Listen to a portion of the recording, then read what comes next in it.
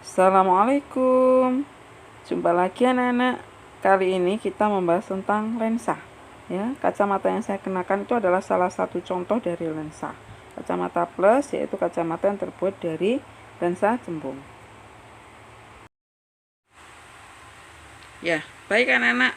Sebelum kita praktikum pembentukan bayangan pada lensa cembung, kita bisa mengukur jarak titik fokus lensa tersebut dengan cara menangkap bayangan dengan layar, yaitu bayangan yang dibentuk oleh cahaya yang berasal dari jarak jauh tak terhingga.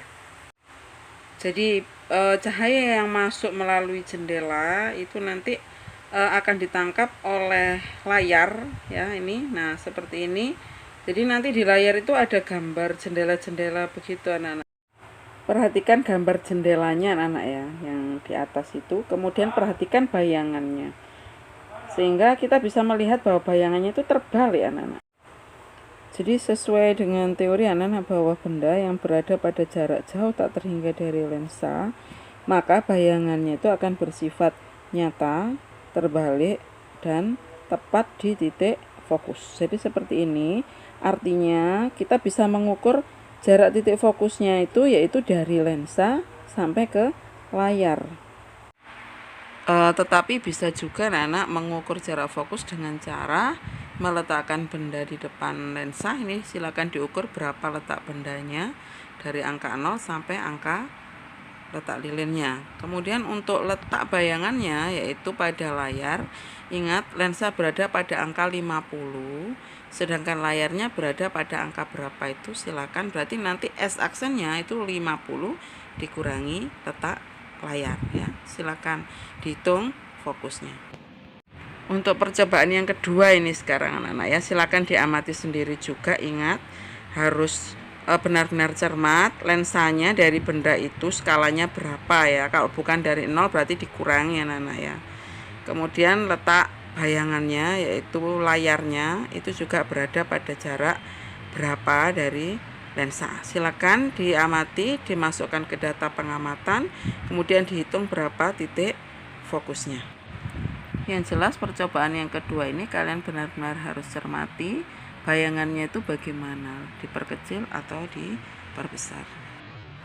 Ya, selanjutnya adalah percobaan yang ketiga anak-anak ini, silakan diamati sendiri untuk S dan S aksennya, kemudian bisa dihitung berapa jarak fokusnya, silakan diisi di data pengamatan ya.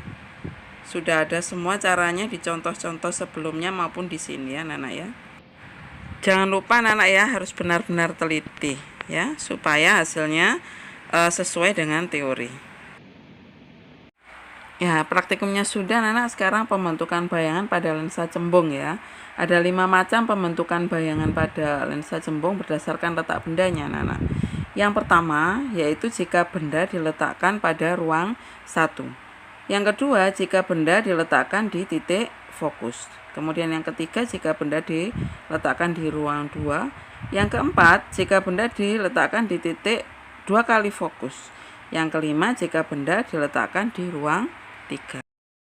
Kita mulai dari yang pertama ya anak-anak ya. Yang pertama yaitu benda berada di ruang 1 atau antara titik vertex O dan titik fokus F. Bisa diamati sendiri anak-anak ya, langkah-langkahnya sudah cukup jelas ini di sini ya. Ya, bahwa bayangan itu dibentuk oleh 2 sinar bias ya, 2 sinar bias yang saling berpotongan. Jika itu adalah perpanjangan maka nanti bayangannya itu bersifat maya ya, seperti yang ada pada gambar ini. Ada 2 sinar bias berpotongan dari hasil perpanjangannya ya. Nah, sekarang kalau benda di titik fokus, kalian amati sendiri aja. 2 sinar biasnya itu sejajar anak-anak, jadi tidak ada titik potong. Karena tidak ada titik potong, maka bayangannya di titik jauh tak terhingga. Ini sekarang bendanya di ruang 2, yaitu antara F2 dan 2F2. 2 sinar istimewa yang digunakan seperti itu. Ya, kalian amati sendiri. Kalau kurang paham, kalian pause dulu, kemudian kalian ulang-ulangi terus ya. Bisa kan? Baik, ini adalah langkah-langkah pembentukan bayangan yang 5 macam tadi berdasarkan letak bendanya. Silakan mencoba anak-anak. Kalau misalnya masih belum paham dari pemutaran video ini, boleh bertanya kepada Buku Mala pada saat pembelajaran ya. Oke?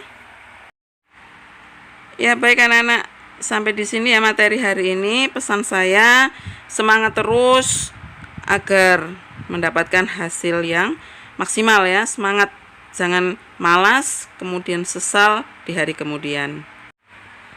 Assalamualaikum warahmatullahi wabarakatuh.